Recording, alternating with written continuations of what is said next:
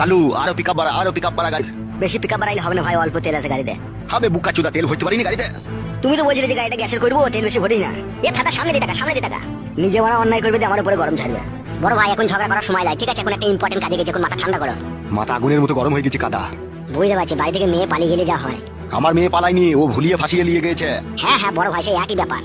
Speed বাড়া গাড়ির। 180-তে চলছে বড়, ইয়ার উপর জোর চালাবি চাকা খুলে পালাবে। কইবে বুকা চুদা 140 চলছে তবে।